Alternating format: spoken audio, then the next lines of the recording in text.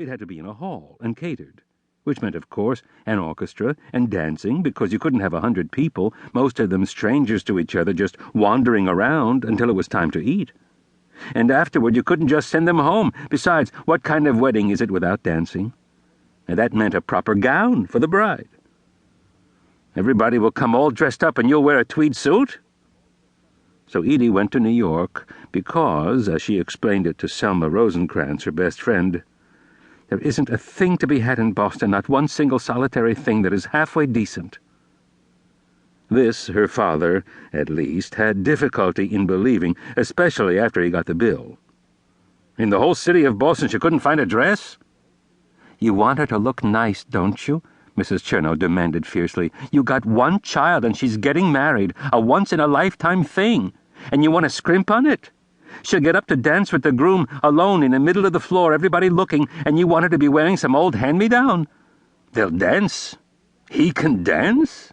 Asked Mr. Chernow with feigned incredulity, thereby renewing the argument he had been having with his wife. Never in the presence of their daughter, of course, ever since he learned he was about to acquire Roger Fine as a son-in-law. For the young man was slightly lame, and walked with a cane. I have one daughter, a good-looking girl, and young, and the best she can get is damaged goods. He's a little incapacitated, so what? And it's from the war. It's not from the war. He got it during the war. It's a kind of arthritis. He told me so himself. He had a desk job in Saigon, his old duty. So what? Does it interfere with his work? Which touched still another sensitive spot with Chernow. Roger Fine was a teacher. And what kind of living can a teacher make? He's not just a teacher, Mrs. Chernow insisted.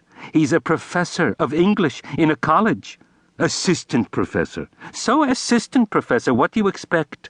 He's a young man, it's his first job. It wasn't only the young man's profession that irritated Chernow, however, it was his whole style and manner. He was so sure of himself, so positive in his opinions, and his opinions were not those of Chernow. He listened when Chernow talked of politics, for example, as he might listen to the barber who was cutting his hair, or the cab driver who was driving him to the airport, politely, but without interest. Chernow suspected he was a radical. Who knows? Maybe even a communist. Because his catering business was strictly kosher, Morris Lubovnik of Lubovnik the Caterers, We Catered Your Mother's Wedding, kept his hat on as he perched on the edge of the sofa, his menus and price lists spread out on the large square coffee table before him. Edie Chernow, her round little rump encased in tight black satin pants, sat at the other end of the sofa, one leg crossed under her, the other dangling over the edge of the sofa, pretending to listen. She had made up her mind as soon as he entered, the minute she saw the shapeless felt hat with the greasy headband, the beads of sweat on the forehead, the blue jowls, the hoarse, rasping voice.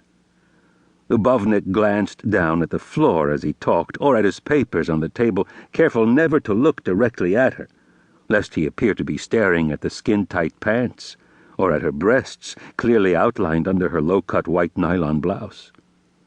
He cleared his throat. It's not just a matter of business with me, Miss Chernow. I want only my customers should be satisfied. I want that weeks later they should be able to close their eyes and taste again the deliciousness of the knishes and the meatballs.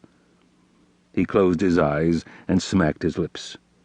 Now you can have either the roast beef or the roast chicken for the same price. With our customers we got two types, those who swear Lubovnik's roast beef is the best thing they ever tasted, and those who say it's the roast chicken.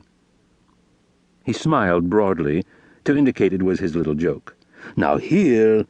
He dived into the suitcase resting on the floor and brought forth a small card. Here is something that's been very popular with our patrons the last few years. You send it out with the invitations, and it lets the guest pick out ahead of time which he wants, the chicken dinner or the roast beef. In that way, everybody is satisfied. Now here's a picture of a sweet table we catered a couple of months ago. Edie finally managed to get rid of him. Promising to study the sample menus, he left with her.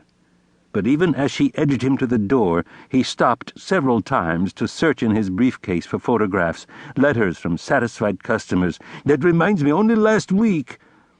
Totally different was the man from Stillman's of Boston, founded 1890. He was young.